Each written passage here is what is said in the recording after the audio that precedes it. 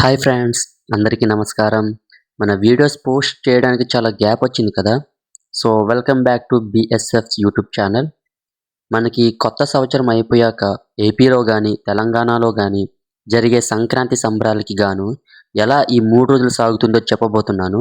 మన గ్రామాల్లో నుండి చదవడానికైనా బ్రతుకు తెరువు కోసం బయటికి వెళ్ళే ఎవరైనా సరే సంక్రాంతి వచ్చిందంటే చాలు హడావిడిగా సెలవు తీసుకుని బట్టలు సర్ది బ్యాగులు సర్ది ఎదురు చూపుతో సంతోషంగా ఇంటికి వెళ్తారు. ఆ ఆనందం ఒక గంటలో పోయే విషయం కాదు. ఆతృతతో చుట్టాలు అందరూ వచ్చే సమయం, ఆటలతో పాటలతో రకరకాల పిండి వంటలతో ఊరు మొత్తం సువాసనతో కమ్మేస్తుంది. అదే భోగి రోజు.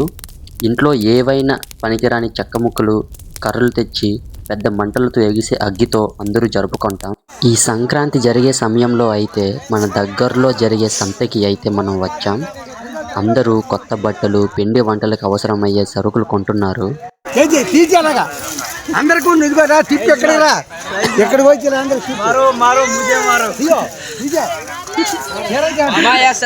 ఇంకోటి వచ్చి సంక్రాంతి ఆటల పాటల పోటీలలో పాల్గొని సంబరాలు చేసుకుంటాం.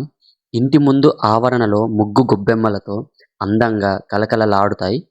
కనుమ రోజు వచ్చి గ్రామం మొత్తం అందరూ ఒకటిగా కలిసి వచ్చే చుట్టాలతో కలిసి సందడి చేస్తూ భోజనాలు ఏర్పాటు చేసి అందరినీ గౌరవంగా ఆహ్వానించి భోజనాలు వడ్డించి మాకు తోచింది వాళ్ళకి గౌరవప్రదంగా సమర్పించి వీడుకోలిస్తాం. గ్రామ పెద్దలతో చిన్నలతో అందరూ కలిసి ఈ 3 రోజుల పాటు సందడి ఏమాత్రం తగ్గదు. ఇంత సందడిగా సాగే ఈ సంబరాలు స్కూల్కైనా ఆఫీస్కైనా తిరిగి ముఖం ఇచ్చేటప్పుడు వచ్చేటప్పుడు సంతోషం కాస్త మళ్ళీ వచ్చే సంక్రాంతి ఎప్పుడు వస్తుందబ్బా అని ఆలోచిస్తూ వెళ్తాం. నాకు ఈ పండగ వాతావరణంలో చాలా మలుపులు సమస్యలు ఎదురయ్యాయి. కానీ దాన్ని తట్టుకుంటూ కాస్త చిరునవ్వుతో సందడి చేశా. ఈ చిన్న ప్రయాణంలో చాలా అద్భుతాలే చూశాను.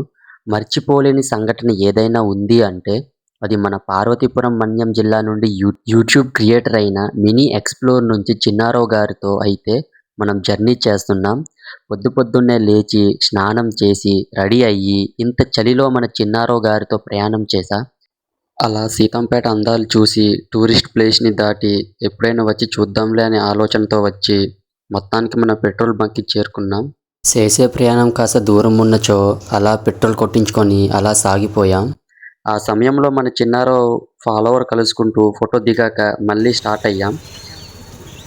పొద్దున్నే వచ్చాం కాబట్టి ఎక్కడైనా ఆగి టిఫిన్ తిందామని ఆగాం.